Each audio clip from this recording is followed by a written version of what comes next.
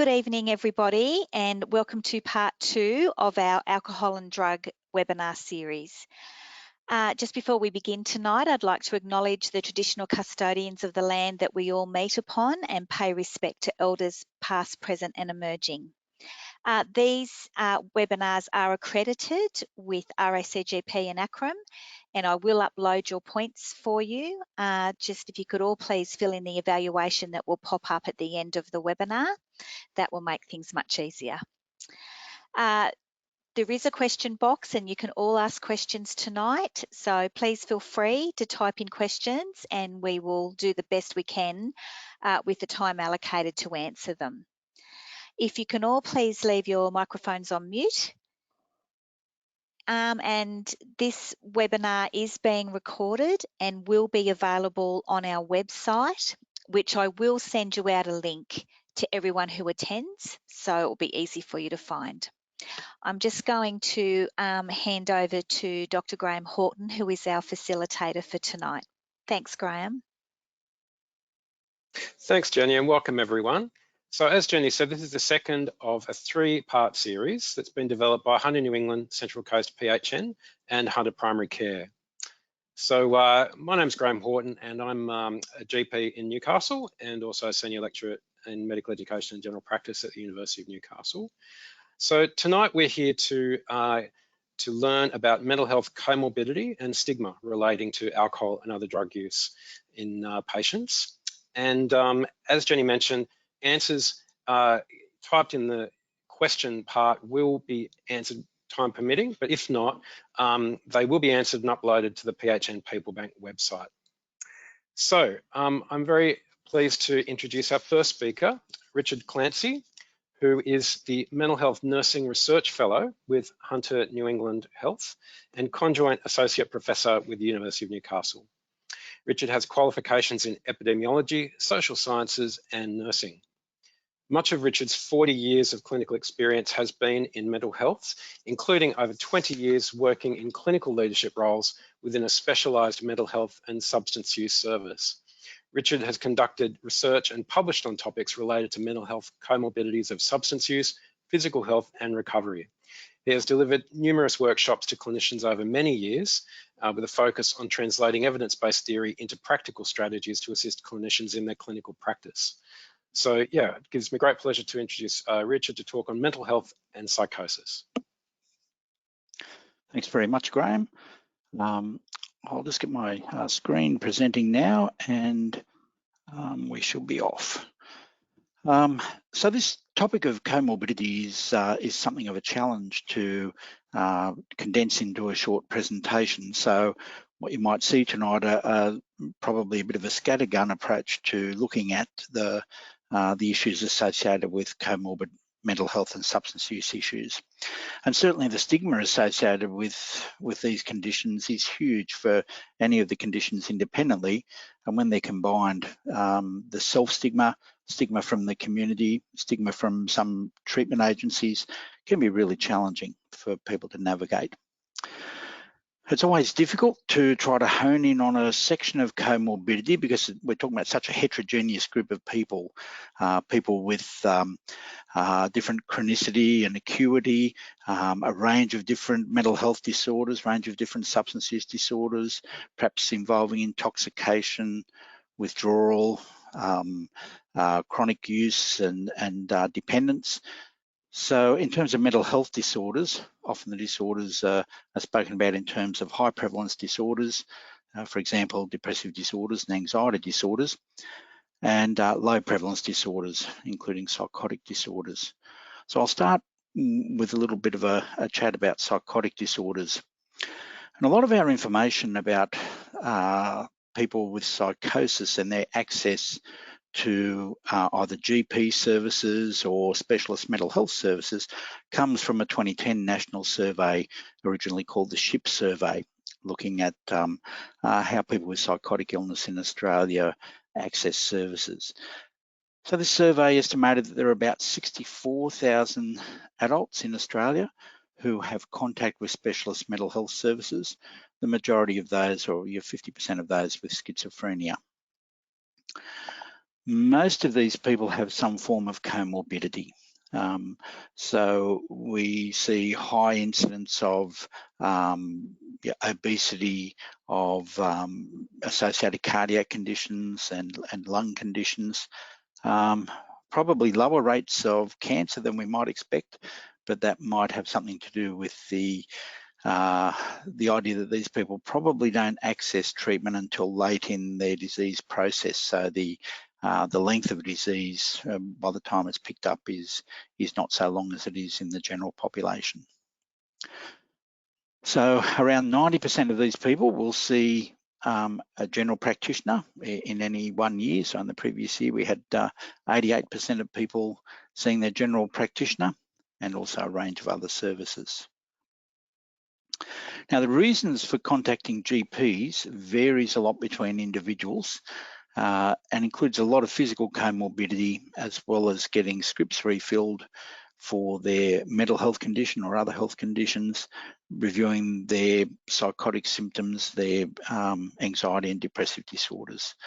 But the physical comorbidity is a real issue with these people. When we talk about comorbidity, and I know that Taryn's going to touch on this issue a little later, so I'll just go very briefly into this here, that we can have disorders of independent origin or some shared causal factor, or one disorder causing the other, or two totally independent disorders. But DSM-5 talks about some substances that can lead to substance-induced disorders that wouldn't have occurred if the person did not use a substance. That includes psychotic disorders, bipolar disorder, depression, anxiety, sleep disorders, sexual dysfunction, delirium, and neurocognitive issues. And we can see that alcohol, and when we get to the next slide, benzodiazepines seem to have a fairly broad representation across these different disorders. So this phenomenological table doesn't describe what an individual's risk is of developing a substance-induced disorder, but rather the possibility that it may occur.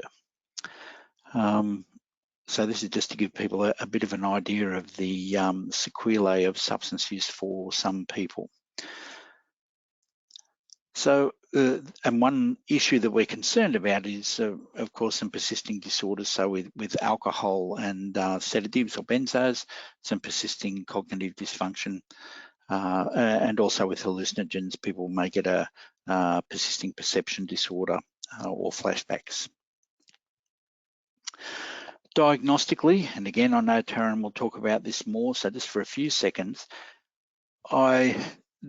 I think it's actually impossible when someone presents for a first time to work out whether you've got a standalone mental health disorder or a substance use disorder or some physical health disorders that mimic some of these symptoms. So often when people have small elements, say, of substance use and some mental health issues and perhaps an issue with asthma or something like that, some of their symptoms, particularly if anxiety and asthma, and using substances that can contribute to managing anxiety or increasing anxiety and withdrawal, making a diagnosis can be extremely challenging.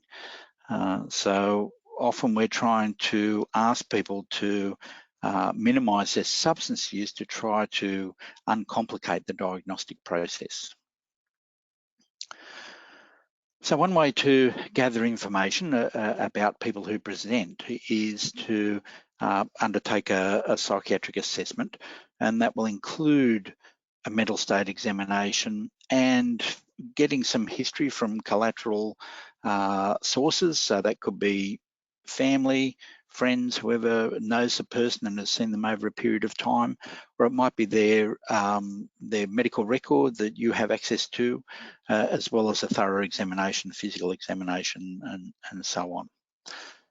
So we're looking at people's appearance, and here we're looking for, I suppose, things like whether they're dressed appropriately, whether they appear to have good hygiene, and they're looking at their stated age, those sorts of things. Whether there are any behaviours worth noting. So do they have any psychomotor agitation, excitation, or psychomotor retardation when their movements are very slow.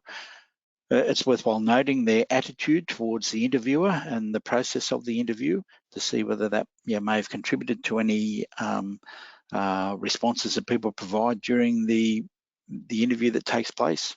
Are they over familiar? Are they withdrawn? Things like that. And also if there's any postures or repeated behaviours that we see, or any dyskinesia or akathisia, things like that that are worth noting. Then looking at people's speech, looking to see whether their rate of speech is accelerated or slowed. And I suppose listening to people speak gives some insight into their thinking processes. Also, people may be very loud or very soft.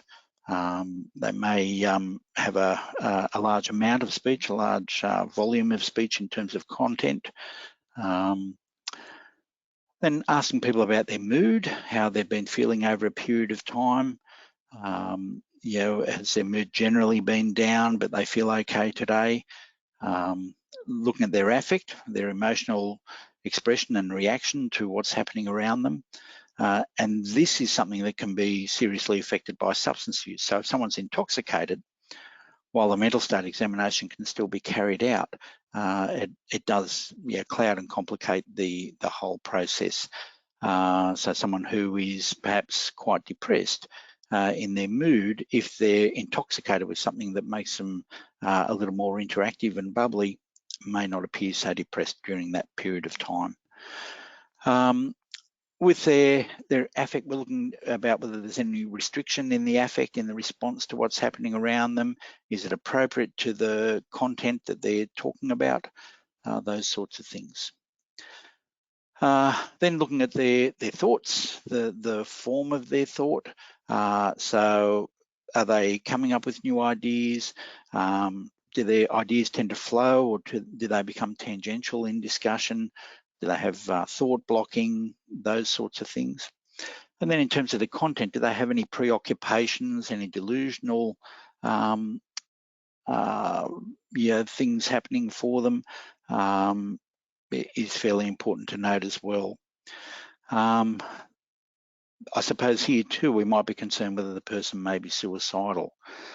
Perceptual disturbances, this is where we're looking for perhaps any hallucinations that the person may be experiencing, whether they've spoken about any feelings. Probably the best way to ask is there been anything that's been difficult to describe, or things that have happened to you that you're not quite sure how you might, whether that happens to other people. So derealization, depersonalization, things not feeling quite real, or almost comic book experience. People's cognition is important to note. So we certainly want to look at their level of consciousness, but also whether they're able to make judgments. Are their cognitive capacity, is that intact? Are they able to concentrate? Do they have capacity for abstract thinking? Those sorts of things, which lead us to the idea of whether they perhaps are able to exercise appropriate judgment, and also whether they have insight, which is sometimes a bit of a challenge. The simplistic overview of insight is, does the person agree with the diagnosis? But quite often the person may not agree with the diagnosis, but they may perceive that something's not quite right, but not agree with the label that's given around a particular diagnosis or description of what's happening for them. So more importantly is that sense of, do they really see that something's not quite the way it should be for them, or are they oblivious to that and things are not going so well? So this information, combined with a good physical assessment, substance use assessment, getting history and information from family, from carers, other service providers, helps paint a picture of how a person is functioning. And also some of this language is important when making a referral.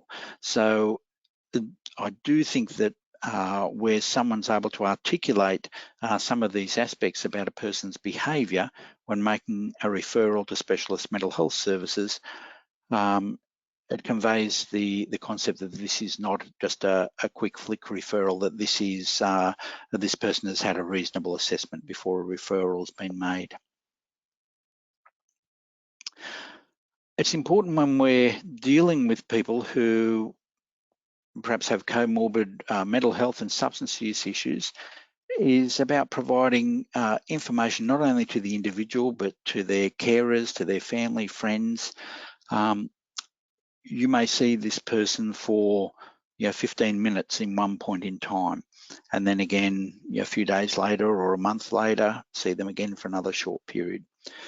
If we can somehow manage to get carers and family members connected to other sources of information and service provision, then these are the people who are with the person 24 hours a day and are likely to be able to have some good impact with the information that they gather. It's useful to discuss any temporal relationship between how the person is feeling now, their symptoms, and when they use. So sometimes people describe using a substance may relieve their mental health symptoms at the time, and this does work well for people. So if someone's quite anxious and they use some sedating substances, alcohol or benzodiazepines, of course they're going to feel less stressed at the time.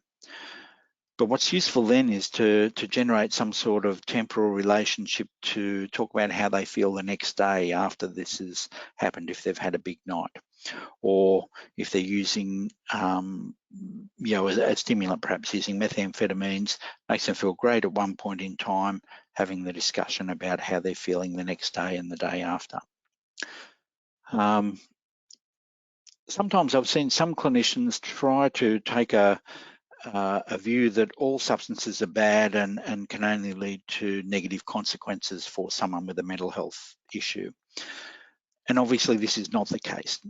Our people that we see know that substances provide them with some relief of symptoms, some pleasure. So it's important that we talk about this concept that it may give some pleasant feelings at times, but for some people there can be some negative consequences that may not happen all the time, but can happen from time to time. And I think taking that approach to give some credibility to the clinician as well. Now, something that I do want to spend some time on is this concept of the stress vulnerability framework.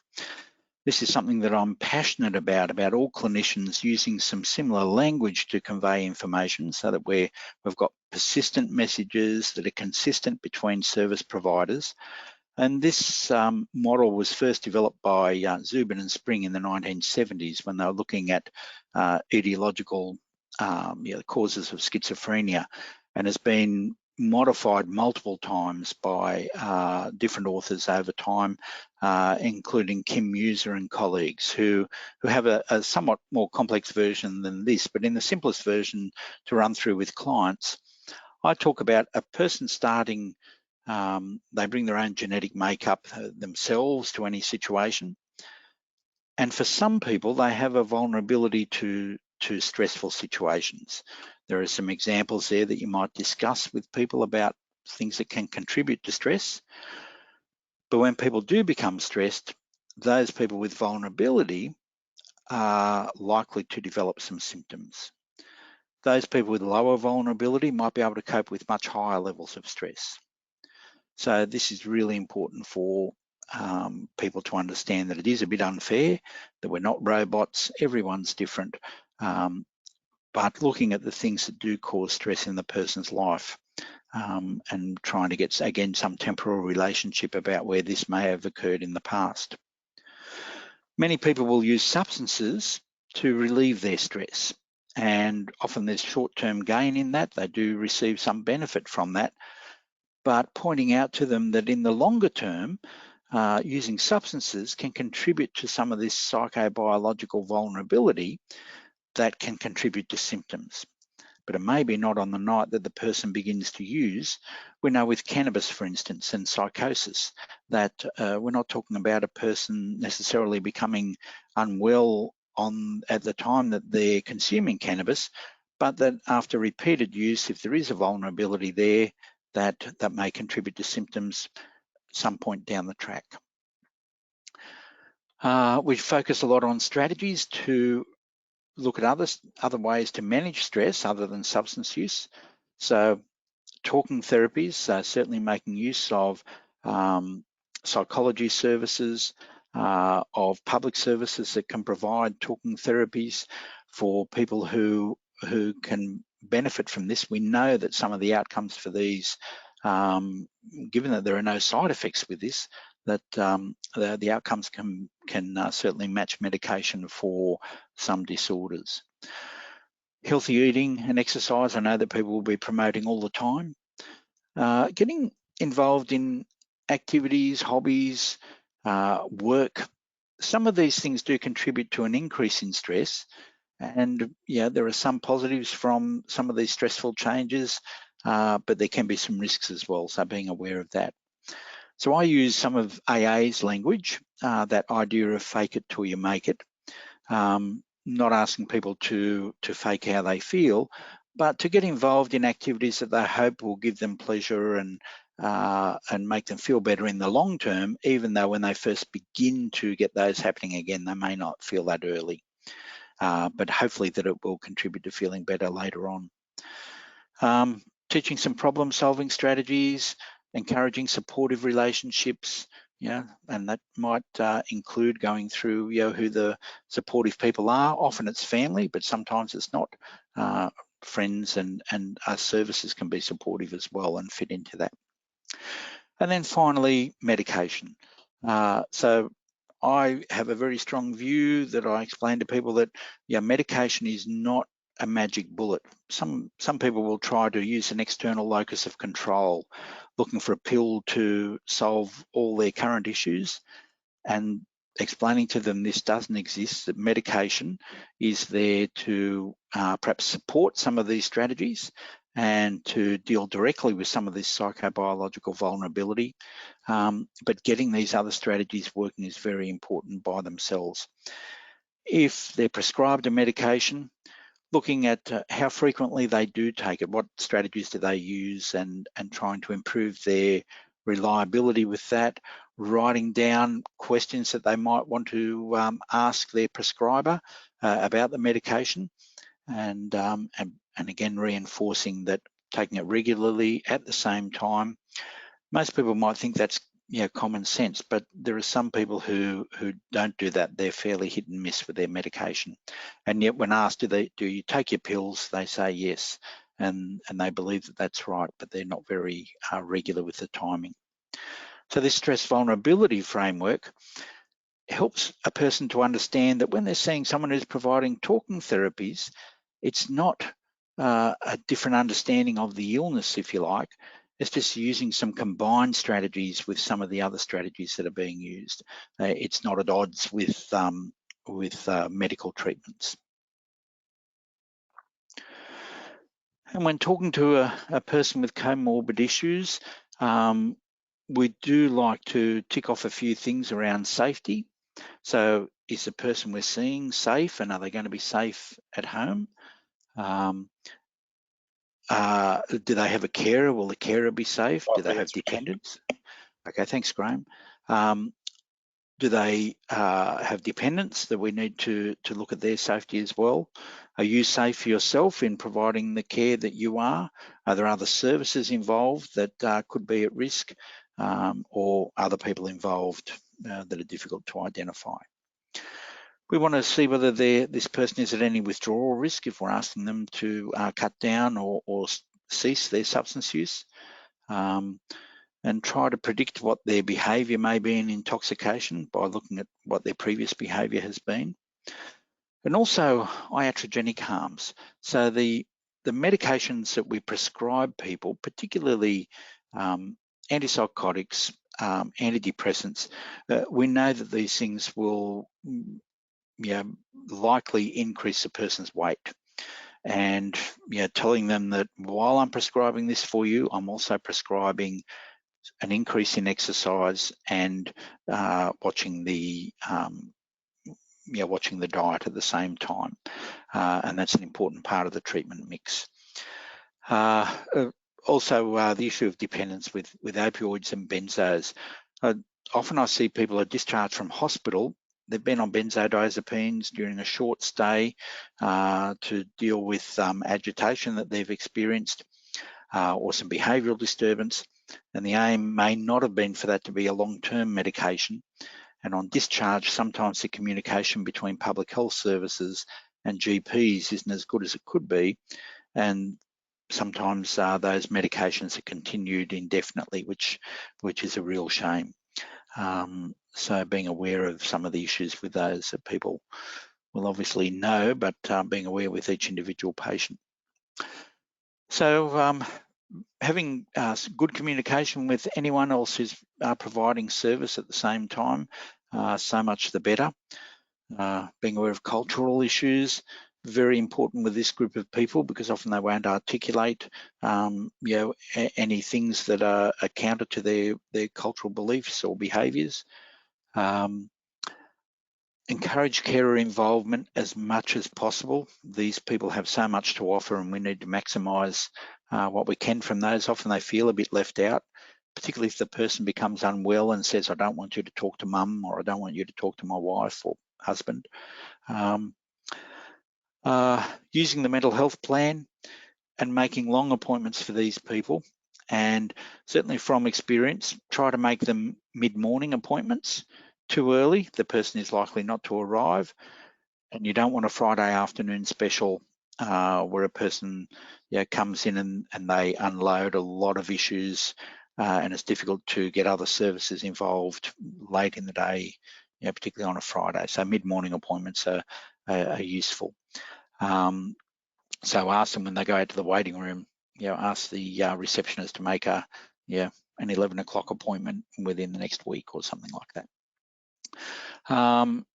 Referring people to self-help organisations and online resources that people will already be aware of. So some of the resources, in preparation for this, I went online to see the resources that are available, and it is a little overwhelming. So we certainly can't expect people with serious mental illness to be able to navigate many of these systems. So the main site to refer to is Head to Health, which is a Commonwealth warehouse, if you like, of online resources for mental health. But even that can be a little bit challenging to find the appropriate services, online services there. And just to finish up, using the Health Pathways site for referring to mental health, some guides on how to work with people with mental health issues, and then on making referrals to mental health services. There's always the 1-800 line for mental health, and I have to say that oftentimes the communication both ways between public health services and GPs is problematic. And I don't think that either service is sitting on their hands with nothing to do. So both services are very much overworked and underfunded. So if people do have comorbid problems, perhaps calling the Mental Health and Substance Use Service, which is a public mental health service in the Hunter, provides group-based interventions.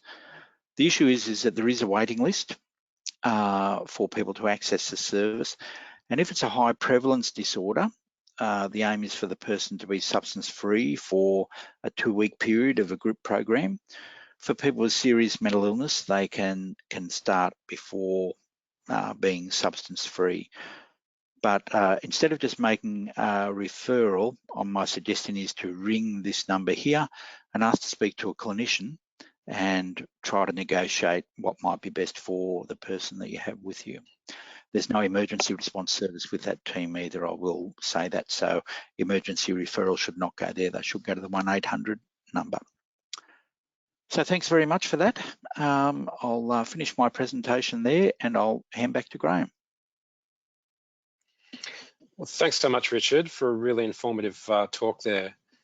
So our next speaker, actually before I go on, there's no questions yet in the question box. Please feel free to put questions. As I say, if there are some during the talks, we will hold them till the end of the night if there's time. Otherwise, they'll be answered on the website. So our next speaker is Dr. Torin Yadav, and Torin is a fellow of the Royal Australian and New Zealand College of Psychiatry, with special interest in addiction. He has been working part-time as a specialist with drug and alcohol services in Hunter, New England Local Health District, along with being conjoint lecturer at the Faculty of Health and Medicine, University of Newcastle, and in private practice. He's also a specialist with Black Dog Institute, Mood Disorder Clinic, and TMS Australia. So I'm really pleased tonight to introduce Torin, who is speaking on identifying comorbid mental health symptoms in an alcohol and other drug patient population. Thanks, Torin.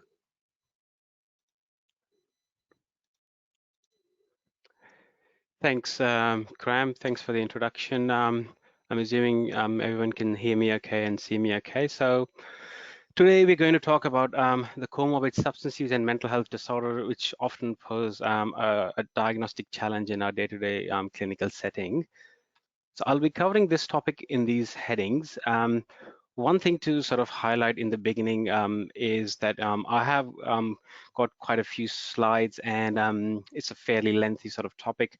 So I'll be rushing through some of the slides which have already been covered in Richard's presentation or other speakers' presentations to come. And I'll be highlighting only the key points in some of the slides. So I won't be going through everything on that slide, and I'm happy to share my slides with everyone if needed, if they want to have more sort of detailed look at the slides later on. Okay, so the first question, is addiction a mental illness? Because we're talking about comorbid stuff. So what if addiction is a mental illness and we don't have to see this as a comorbidity? And that's a common question I often get asked regarding addiction. So to look at the DSM or ICD, well, it is under the section of mental health. So addiction is considered a mental illness in that sense. But also now we know with enough evidence in neurobiology research to sort of say that addiction is a complex brain disease which changes the normal hierarchy of the needs and desire of a person, which results in a compulsive behavior, which basically means the person has lost control over that behavior, which is also the similar hallmark of other mental illnesses. So one thing to sort of ponder here is also, how do we treat people with substance use differently as compared to, for example, we don't blame people for their schizophrenia, and we don't blame people for their diabetes. Why do we sometimes get bit biased against the people with substance use disorder? So that's just a thought to sort of think about. Coming to the comorbidity definition, I think we're familiar with this sort of concept when two disorders or illnesses occur in the same person, either simultaneously or sequentially, they're described as comorbid. But it also implies that there is an interaction between those two illnesses, and they both affect the course and the prognosis, and which is quite evident in case of mental illnesses and substance use as well. I know Richard has covered some of this, but usually it's hard for me to remember numbers. So what I usually follow is the rule of twice or rule of half, basically. So what you can remember easily regarding substance use and mental illness is that they're more likely or twice. So the data shows that the persons diagnosed with mood or anxiety disorders are twice as likely to suffer from a drug use disorder. And the same way, people with drug disorders are roughly twice as likely to suffer from the mood and anxiety disorders as well. This slide is just to highlight the impact these illnesses have in the younger age group, especially, and I've highlighted just the age group between 15 and 24. And you can look how in both males and females, the top 10 illnesses, almost 8 or 9 of them are either substance use or mental illness. So it's quite common and a big impact on the health economy. The next question, which is often asked or considered in a clinical setting, is what causes was it the drug induced? Is it substances causing this depression, or is it the depression being treated with self-medication?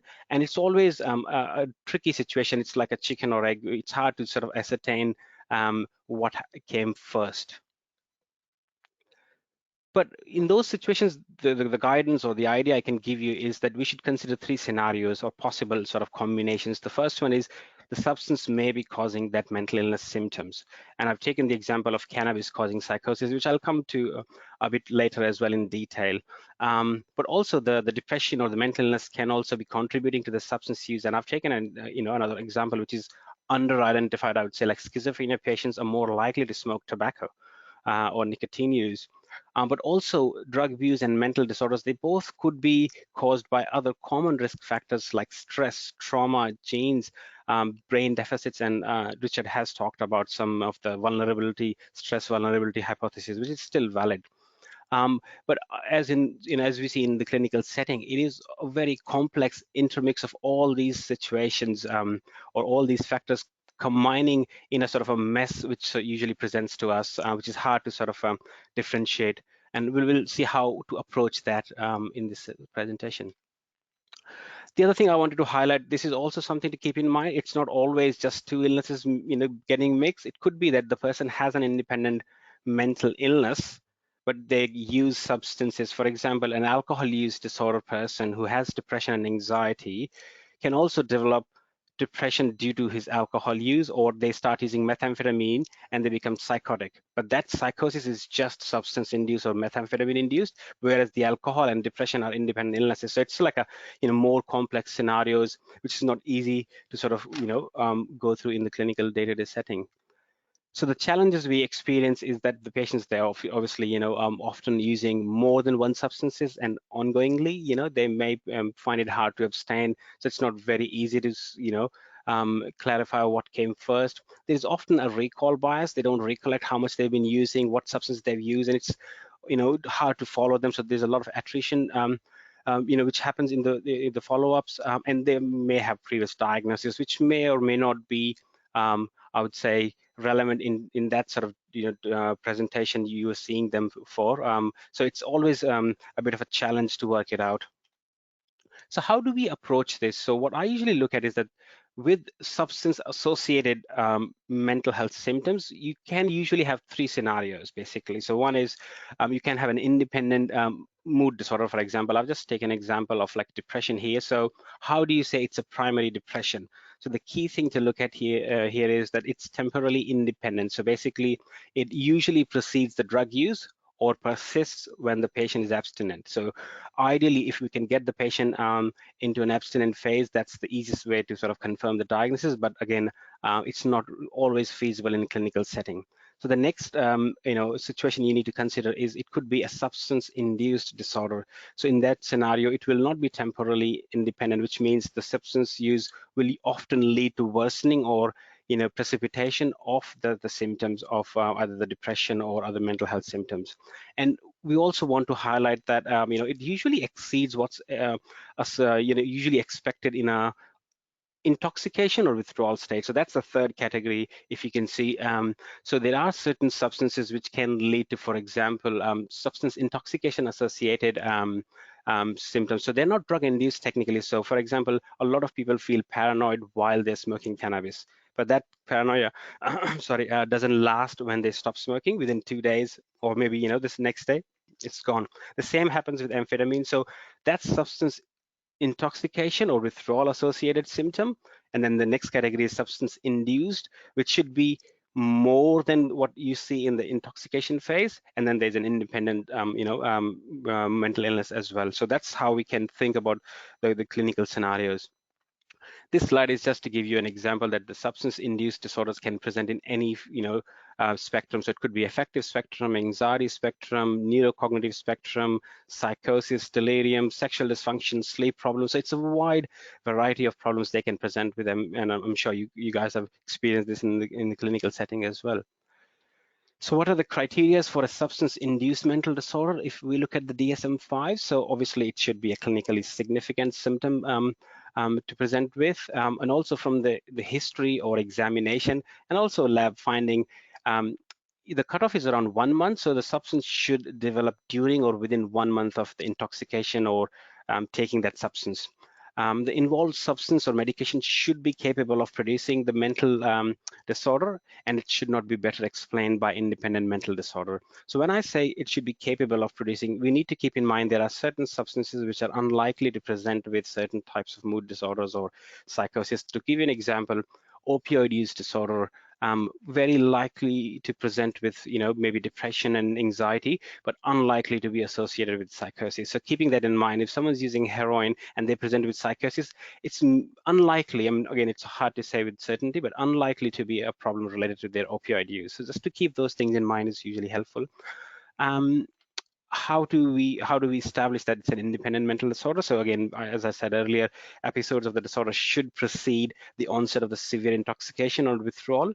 The other thing to keep in mind is that sometimes it could be just a change in their amount of the substance or route of substance, like route of use. So for example, someone who was taking opiates orally starts injecting, or someone who was using cannabis in an edible form starts smoking it, or someone starting to inject methamphetamine whereas earlier they were eating or swallowing it. That can also lead to, so it's not just initiation, it could be change in their dose, or the route of use can also have that impact, precipitating a mental illness. And also the full mental disorder should persist at least a month after the cessation, and it should not be due to some other illnesses. The other thing to keep in mind, some of the symptoms like the neurocognitive illnesses or the cognitive impairment or some of the hallucinatory experiences, they can persist, so that doesn't apply, the criteria doesn't apply to those situations. It should not obviously be in delirium, and it should cause some functional impairment, as we know. Okay, so how to approach in a systematic manner when a client presents to you with these sort of symptoms. So first thing you look at is, what is the prominent symptom? Is it a prominent alcohol intoxication symptom or a mood disorder symptom? So looking at that, is it a prominent mental illness symptom?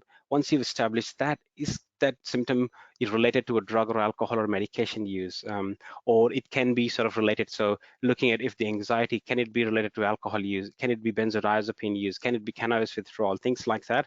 And then thinking about other independent diagnoses, so getting history of, if they have a previous history of those similar symptoms, what happens when they're abstinent? Have they been abstinent recently? Has there been any change in the either dose of the substance or route of the use? All those things are really important to clarify this. And then obviously don't miss delirium, especially in elderly.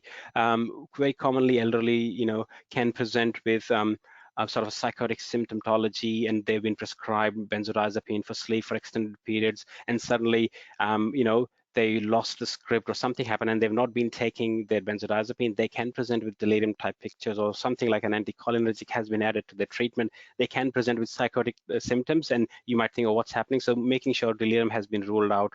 And then you have to make sure whether they're presenting in intoxication or withdrawal, and can this explain their presentation or not. But also the amount of substance. So if someone's using, for example, a joint of cannabis every month or very occasionally, and they present with psychotic symptoms, you have to think of an independent psychotic illness, because it's unlikely that level of substance causing the psychosis. So in summary, the key factors are careful history. Obviously, as Richard highlighted, history from the other informants, family members, previous records, as many people as you can get, that's important. Urine drug screen is always helpful. And often these clients are not completely forthcoming regarding the extent of their substance use. And it's also good to have a baseline urine drug screen to check what they've been using and how the symptoms are progressing. So that's handy. Also establishing that relationship between the psychoactive substance and the symptoms. Like I said, the temporal relationship is also important. But also, if you can get them into abstinence, monitoring the symptoms is also crucial. Okay, so now I'm going to quickly talk about some of the common substances and their associated symptoms. And like I said, I will be highlighting only the key aspects of those things. So caffeine, very often we forget, very commonly associated with anxiety symptoms. So always ask about anxiety symptoms if their caffeine intake is excessive. So nowadays with with energy drinks in young population, very common. They can present really anxious, and all you need to do is cut down on their caffeine intake. Also, caffeine withdrawal can present with irritability, drowsiness, impaired concentration, depressed mood. So keeping that in mind. So including caffeine, in that history is also important. The same goes with nicotine. It's quite common to have depression with nicotine use disorder as well. And also, a lot of people experience depression when they're trying to quit nicotine. Alcohol, it can cause all sorts of problems: depression, suicidality, aggression. In withdrawal phase, you can see them as quite anxious, hallucinatory experiences in withdrawal form or chronic heavy use, and some neurocognitive changes when they've been drinking for a while, like the brain damage, alcohol-induced dementia changes as well. Sedative hypnotics, more or less the same sort of presentation as alcohol, but do keep in mind some of the sedative hypnotics like benzodiazepines, they can have protracted withdrawal, which can, last for weeks, sometimes even months. So keep that in mind when you're assessing clients. Stimulants, cocaine, amphetamine, methamphetamine, again, they can present with wide variety of symptoms, depression, psychosis, and I'll come to the psychosis in a bit as well, but they can also present with dysphoria, and it's always good to sort of keep, asking about the history of stimulant use in clients with these symptoms.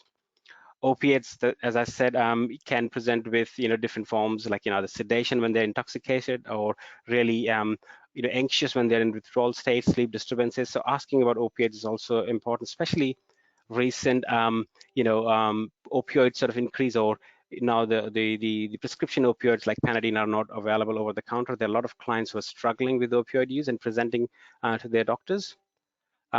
Hallucinogens, we know they can present with hallucinatory experiences, but also panic, anxiety is common, and the same goes for phencyclidine and ketamine. They can present with violent behaviors, amnesia, and things like that. Okay, now talking about the methamphetamine or amphetamine-induced psychosis. This is a common question I get asked: is it drug-induced? Is it meth-induced psychosis? So there are 4 differentials we need to think about when you're looking at a person with methamphetamine use. It could be just the transient methamphetamine-induced psychosis, could be substance intoxication. So that's one thing. They can have what we call as methamphetamine-induced psychosis, but it's persisting. So after a while, after the chronic use, even if they stop this methamphetamine use, the symptoms of psychosis persist. But it's not a primary psychotic illness. But they can also have a methamphetamine use triggering a primary psychotic illness like schizophrenia, or they can have both independently existing. So that's how you need to think when a client presents to you. Also keep in mind, sometimes they can have a psychotic reaction or presentation just because they've been sleep deprived. So having few nights sleep might be the only treatment they need. This is a stress vulnerability sort of hypothesis. I think Richard has touched upon this. I'll skip this. Few things to keep in mind when you're looking at amphetamine-induced psychosis versus independent psychosis. Keep in mind the symptom profile. If you're noticing what we call as first-rank symptoms of schizophrenia, things like passivity phenomenon, thought insertion, thought withdrawal, bizarre delusions, perceptual disturbances, especially auditory hallucinations of third-person running commentary type. They're very classical of primary psychotic illness. Paranoia, referential delusions, other hallucinatory experiences can be or more commonly seen with methamphetamine-induced psychosis. Their age of onset. Schizophrenia has a typical age of onset in adolescence for most young adults. So that's the age group. So always keep in mind, even if they're using substances, it might be a schizophrenia illness being precipitated earlier than usual time or something like that, especially if they have a family history. Also keep in mind how often is their use, what's the pattern of their use. Someone using cannabis here and there, presenting with symptoms of psychosis persisting throughout the time, all the time, likely a primary psychotic illness. And also if you can see the symptoms when they're abstinent, again, likely a primary psychotic illness. Cannabis-induced disorder. This slide is just to highlight depression and anxiety is more common with cannabis than the psychosis, which we will come to. So now, in a summary, what I can say with regards to cannabis is that if you start smoking cannabis at a young age and you have a family history and you smoke too much of cannabis, you can develop psychosis. And I mean, causality can be established in those situations.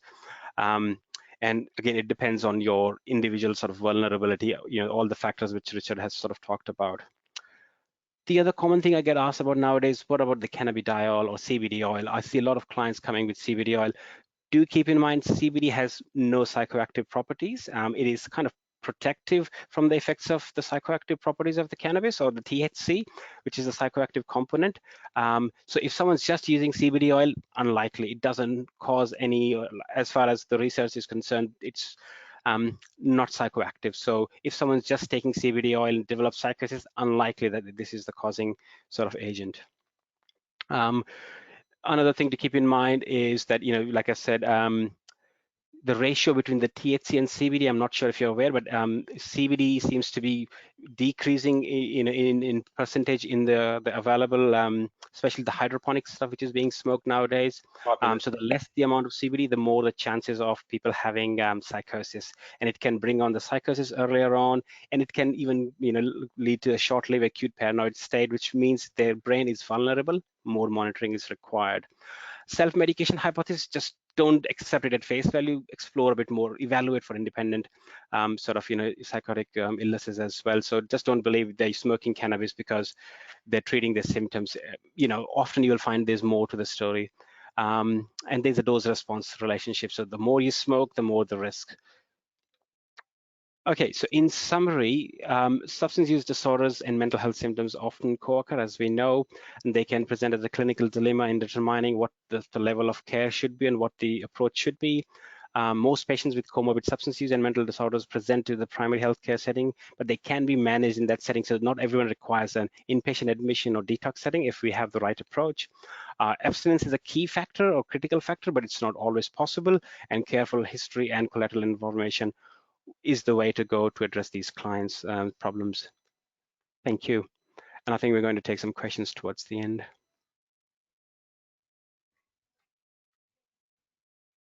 Thanks so much, Torin. That was a really interesting and comprehensive talk.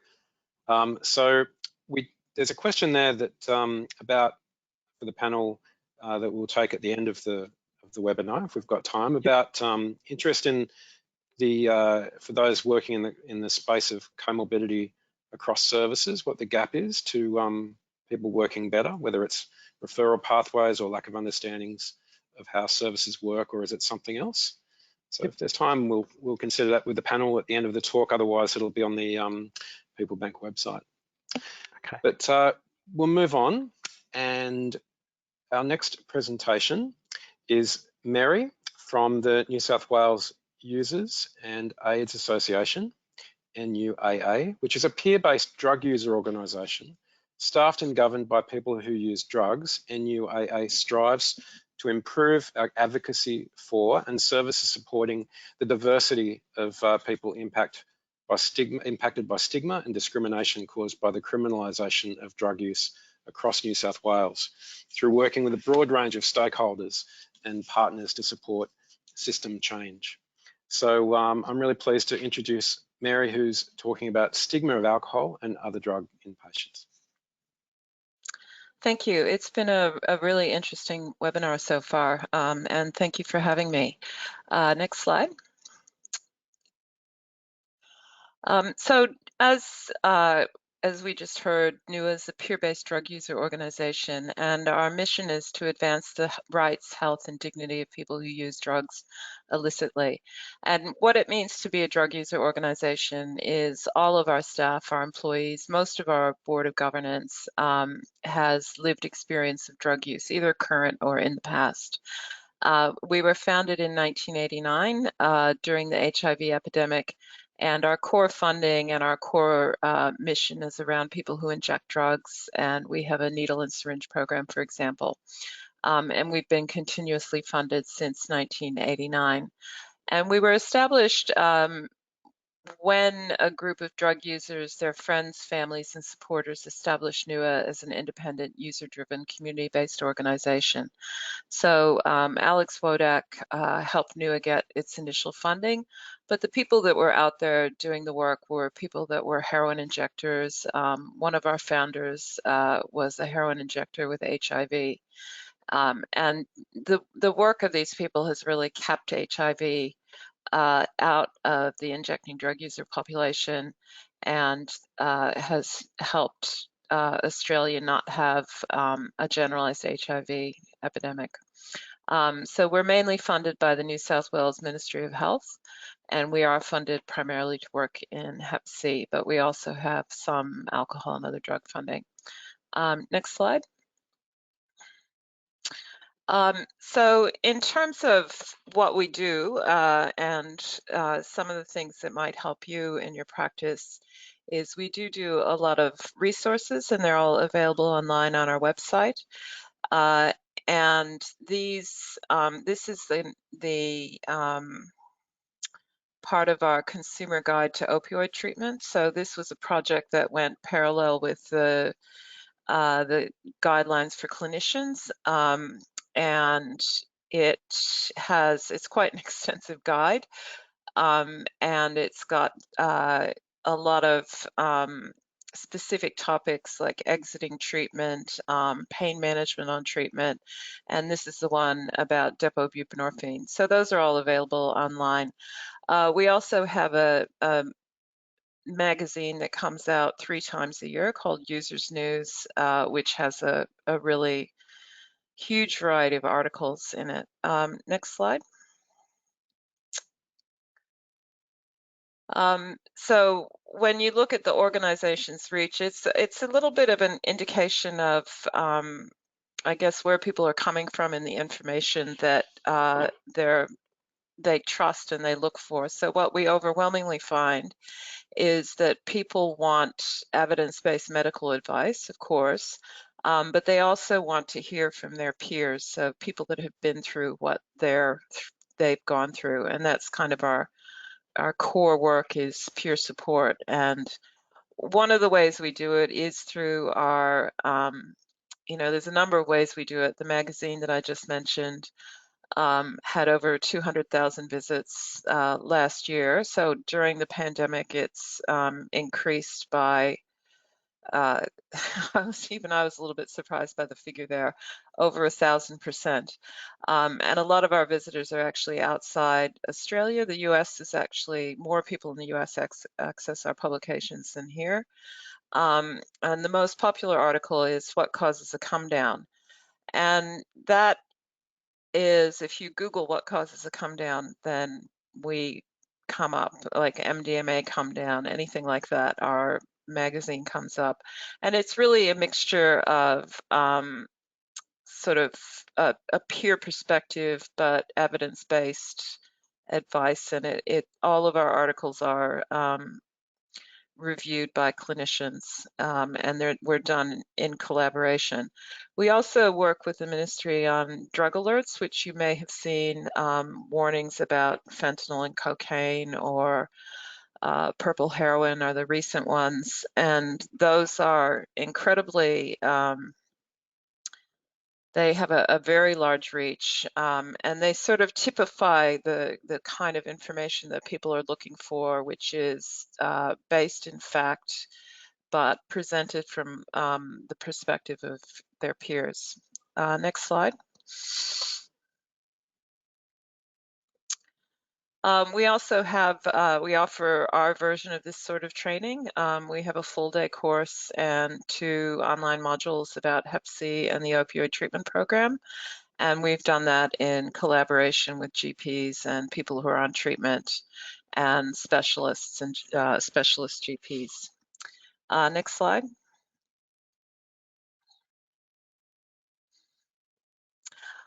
So a lot of our work is aimed in combating stigma and discrimination. And stigma, I mean, the 2 presentations were before me were really good and handled these topics really nicely, I thought. But, obviously it wasn't the focus of the topic, the presentation. So stigma is a mark of disgrace.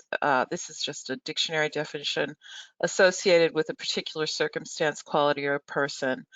And it's a belief, while discrimination is an action. So it's unjust or prejudicial treatment.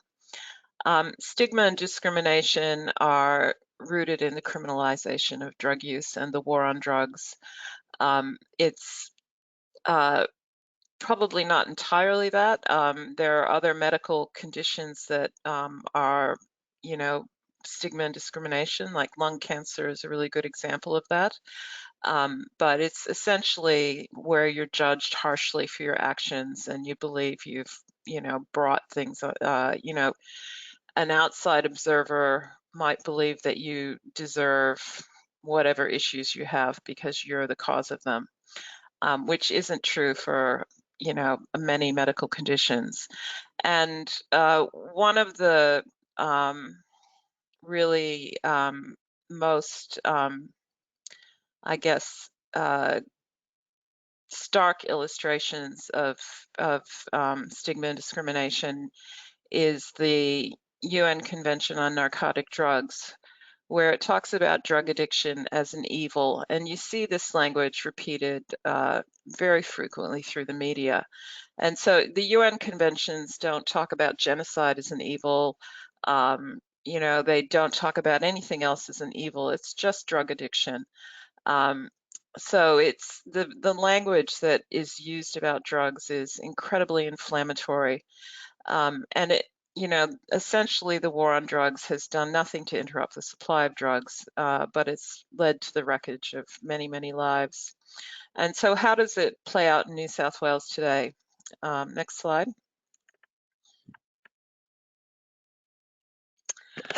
So harm minimization is our national drug policy, and harm minimization is demand reduction, which is prevention, delaying uptake, access to treatment, supply reduction, which is disrupting the supply of drugs, and harm reduction. And NUA is a harm reduction organization, so it's reducing the adverse health and social consequences of drug use.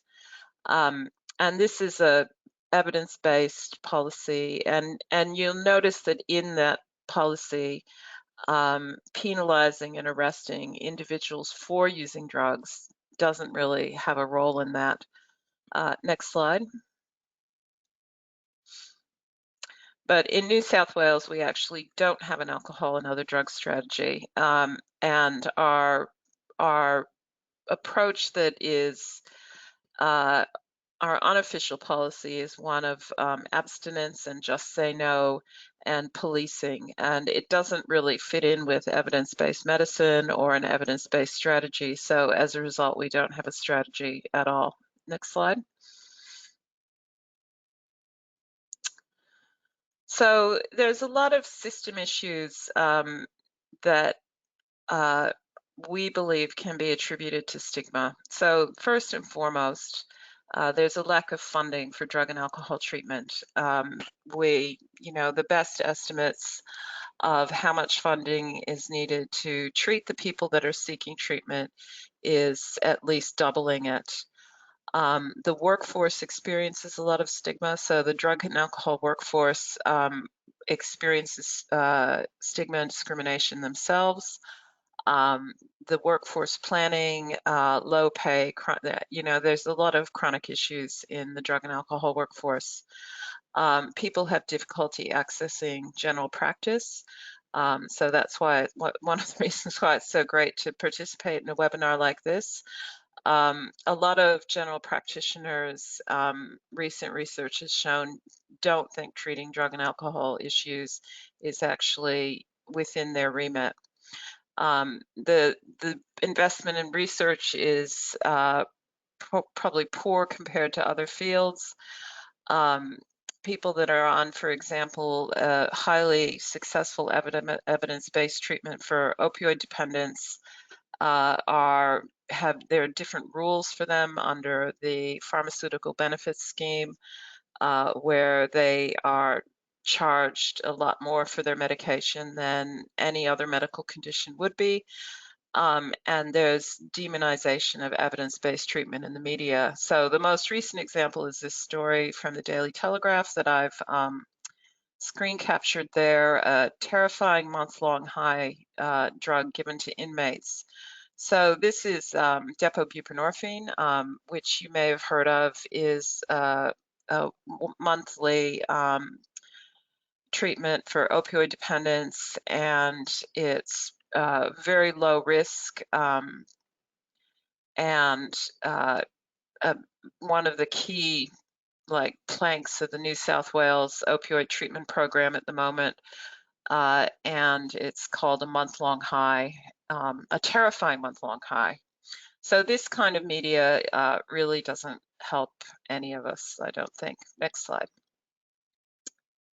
Thank you. So this is when you Google drug user, or at the time that this was done, these are the sort of images that come up. So, people who use drugs, experience really significant issues in getting access to appropriate supportive care.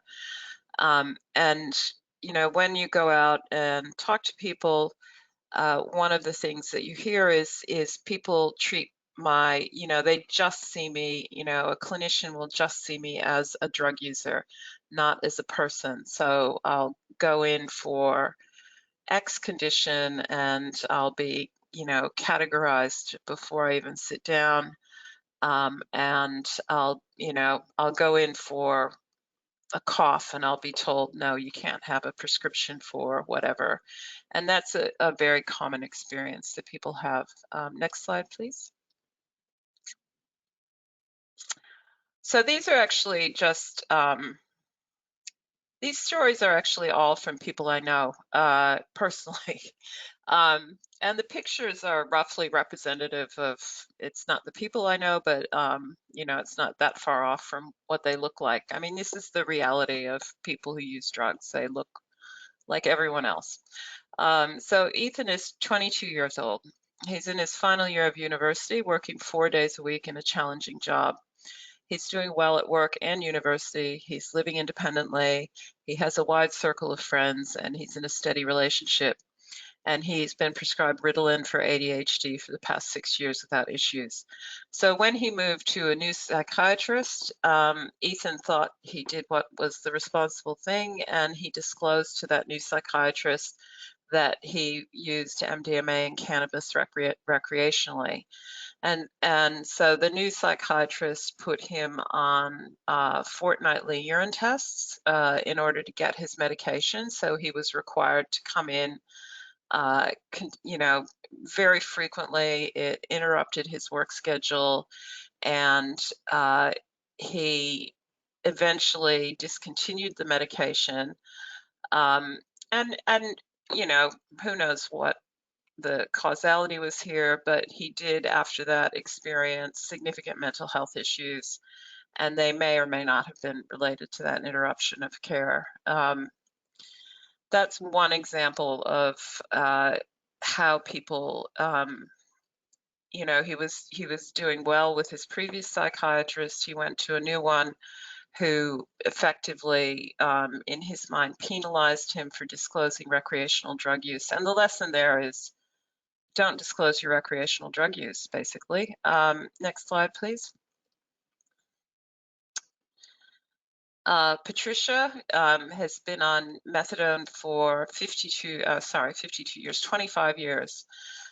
So she once exited the program because she was living in a small town, and she was outed by her coworkers who were asking her public questions and intrusive questions. And that breach of her privacy meant that she resorted to the black market and was frequently unwell because of her illicit use. She's now in a private program where she's required to see her doctor fortnightly. And they talk about his racehorses frequently. The visit is bulk billed and rarely includes care planning, and it's storytelling and chats, but she's still required to come in every fortnight. So she's been on a stable dose since 2004, so nearly 20 years, and she still needs to have fortnightly visits. She's required to attend twice a week previously to pick up her medication, and now because of COVID, it's only once a week. And she's been employed full-time for the whole of her adult life, and her visits and dosing fees have a significant impact on her finances and on her life. So her life has to be planned around the doctor visits, these fortnightly doctor visits, can't have a day off, it's sort of on that schedule. And this is a common model for a private clinic. Next slide, please. The next example is someone who, and it was really interesting listening to Taryn's presentation in respect to this, and whether people need to quit using before they can access care, and that compassionate approach that this isn't actually always possible was really good to hear about. So this person is employed full-time in a committed relationship, and at one stage he was using quite a bit of methamphetamine and living a more precarious existence. When he went to seek help for mental health issues, he was told to come back when he stopped. You know, he was essentially refused care and told to come back when he stopped using. And that's not a particularly unusual experience. So I don't know too many people who use drugs who don't have a story about how difficult it is to access treatment. And these difficulties are compounded when there are mental health issues. Next slide, please.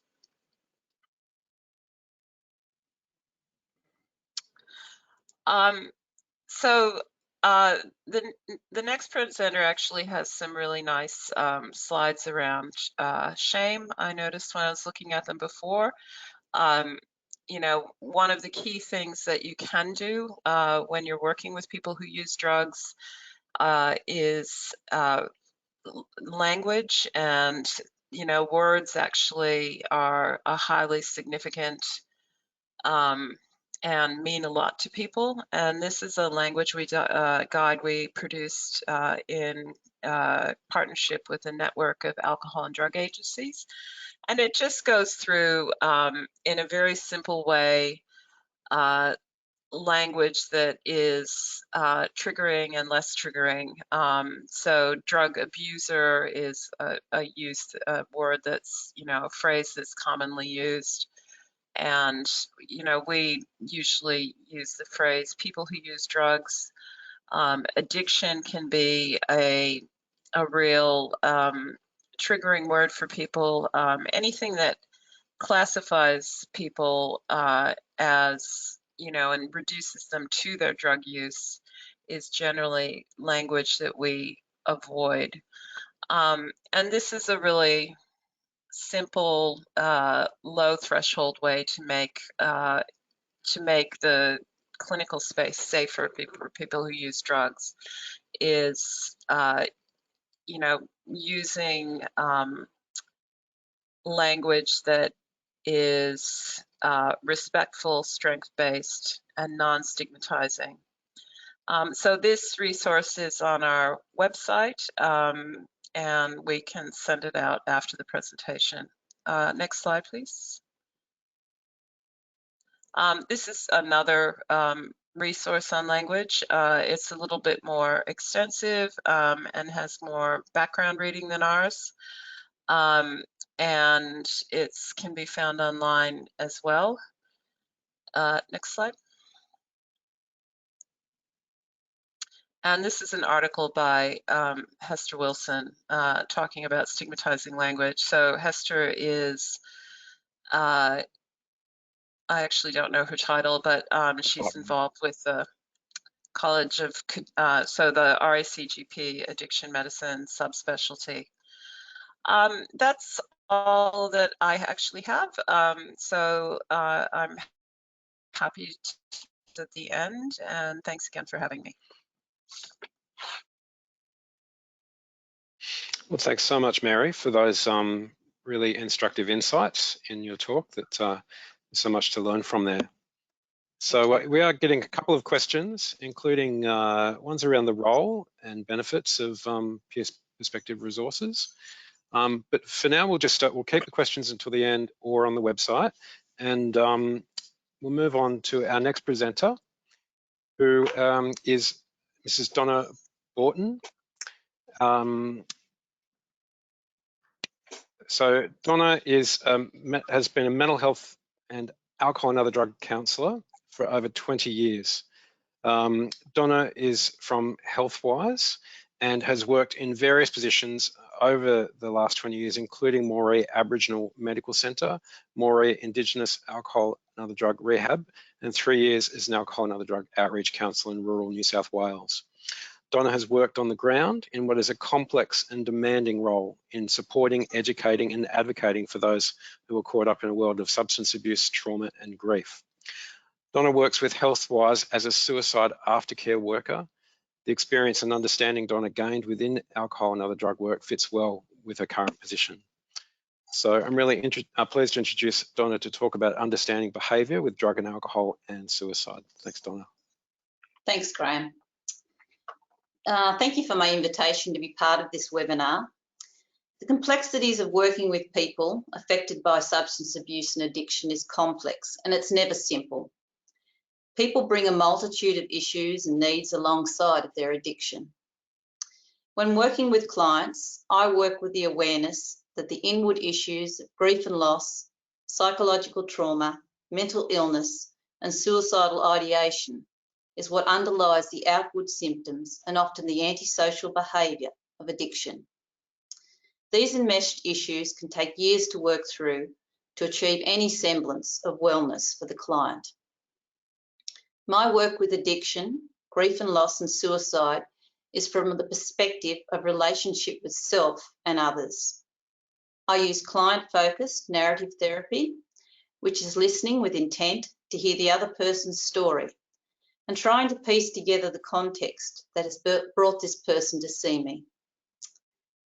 Trauma-informed awareness overarches all my client interactions, and this is where we do not ask what is wrong with you, but what has happened to you. When genuine empathy is present, people will risk piecing together the effects of past trauma and loss in their life and not run away from this reality through addiction. The reality of past hurts, betrayals, disappointments in life and people can be faced where there is ongoing support that encourages, motivates, and gives hope. If a client experiences genuine interaction with community services, a psychological change can occur even before the conversation has ended. Trauma-informed workplaces and workers can make a welcoming difference if they assume all people have been affected by trauma and in some capacity. Can we have the next slide, please? Van der Kolk, who is a trauma specialist, says, being able to feel safe with other people is probably the single most important aspect of mental health. Safe connections are fundamental to the meaningful and satisfying lives. People feel safe when they, 1, believe the other person has their best interests at heart, that's the motive, and 2, respect the other person's opinion, then that's their ability. You know, it seems surprising to many people that individuals simply do not stop using drugs when you consider that drug addiction causes so many problems for themselves and for their family. And I'd like to tell you about Bill. He came to see me fresh out of jail. He had no further court issues and he chose to come for substance abuse counselling. He had been in and out of jail for decades. He was sceptical and negative about asking for help, but also sincere and incredibly honest in each session he came to. To help better understand Bill's situation, I'd like to use the trauma addiction cycle, which is on the next slide, please. With the trauma addiction cycle, we start with the pain event. You could bring that in, please. This pain event can include distress, emotional and physical pain, fear, trauma and anger, and this pain often starts in childhood. This pain event or events can be overwhelming, and most people will do all they can to avoid it. The next click, please. Thank you. Avoidance can include substance abuse, food for comfort, high-risk behaviour, sexual acting out, gambling, technology addiction, extreme exercise, and many other examples. This temporary relief or coping mechanism through avoidance becomes a positive reinforcement, and it gives a person in pain a break from the distressing symptoms like memories and intrusive thoughts. Continued use, which is the next bit, thank you. Continued use of the pain relief becomes necessary as the physical and psychological response becomes an addiction. Then as we go along, life gets even more complicated with addiction issues. Pop that one on, thank you. Which then compounds and adds to the original pain and distress. Bill's drug use and defensive behaviour covered up severe childhood abuse and neglect, which is the pain in the cycle. His drug use was a form of self-preservation. No family member stepped in and saved Bill from the many dysfunctional homes he was sent to, and there was no caring adult to come alongside and guide him towards healthy life choices. The world of drugs, which is the avoidance in the cycle for Bill, is how he survived the shocking childhood of chronic abuse and neglect that he had endured. The drug community was a world he understood and felt he belonged in. Bill's addiction almost certainly saved his life. Each time he used drugs, it gave him short-term relief from nightmares, physical triggers, and the knowledge that he had been abandoned as a child. He would have been overwhelmed with strong emotions and intrusive thoughts that probably would have led to suicide if he had completely stopped his drug use. Bill did back then what he knew to survive. Middle age and years of drug use caught up with Bill. He had a choice: stop using drugs, live a healthier life, or die. He also now had the incentive of a caring partner in his life to help him find a different way ahead. He chose to stop using drugs. This meant facing his internal pain and trauma without the anaesthetic of avoidance. After our first appointment, Bill made a commitment to see me weekly at the small village hospital where everyone knew all that entered the building and what my role was as a drug and alcohol counsellor. And each session I listened. As I listened, it was with intent to give hope and motivation towards change. I neither endorsed nor judged his behaviour of the past. It was what it was. I voiced no expectations, but gave genuine compassion and a belief in his ability to change. I reframed some of what he said, gave empathy of loss, and normalised his symptoms and emotions that had laid dormant from his trauma and abuse from the past. We talked about how to regulate his emotions when he was tempted to use again and when it was all getting too hard for him.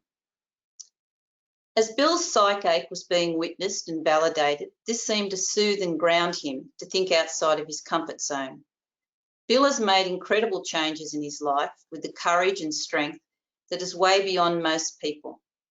He is now making plans on how he can give back to his community. Recognising the need to change and understanding how to change doesn't happen all at once.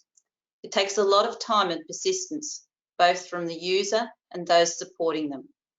The person who has an addiction knows they have a problem and what needs to be done. When a client feels valued and is given support and guidance, we make an investment into our communities. Addiction is a disease of loneliness. It entraps human souls that sees no value and purpose in their existence.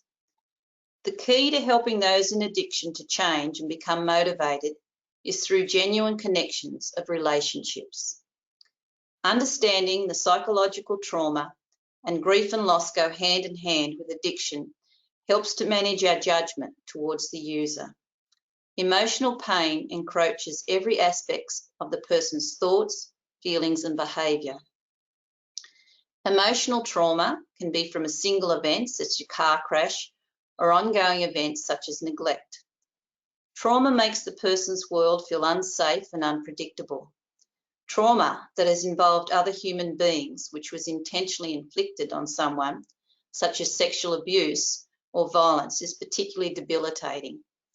Trust was stolen, innocence shattered, and choice violated. When the brain switches off in a traumatic event, memories are not formed in the usual way due to the survival mechanism of fight, flight, or freeze.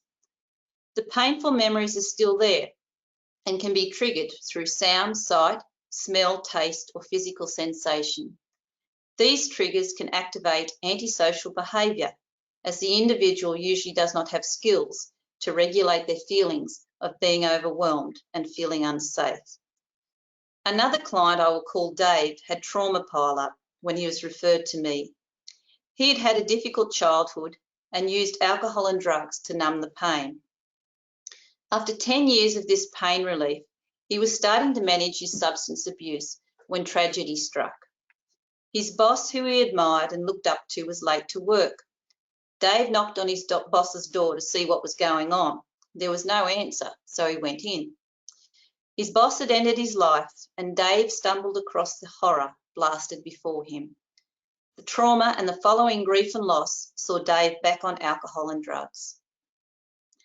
Dave took up the pain relief of the past to cope with the enormity of the trauma that plagued him ceaselessly after the loss of his boss and friend. To take away drugs from Dave at this point could have seen him take his own life, as is often the case of those left behind from suicide loss. Those who grieve someone from suicide are often overwhelmed with emotion and unanswered questions that can lead to their own death as an option of pain relief.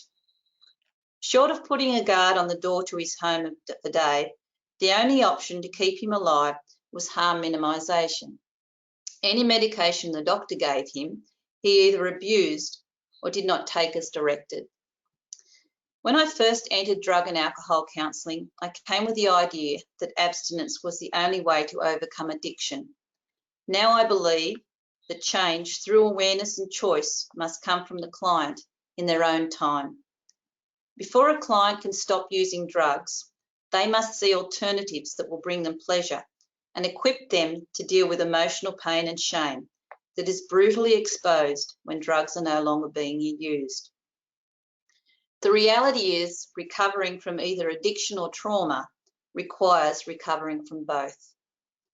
Johann Hari says, the opposite of addiction isn't sobriety, but connection with people. In the end, that's all that will help. If we do not have human bonds or connection in our world, we will bond with porn, gambling, sleep, eating, whatever it takes to fill the inner void. Addiction is a disease of isolation. Healing begins with safe people who will sit in another's pain, and these are often in short supply in our modern world. One of the biggest hurdles for drug users to cross is when they stop using. Can I finish? Sure. Yeah. Bill often says to me, do you know how scary your world is? I simply don't know what the rules are, and I know I don't belong. If we can understand and validate the life context of the client, healing and change can commence. If we are able to see the addict as someone who needs support, we break down barriers for the client to come back again, either through relapse or ongoing needs.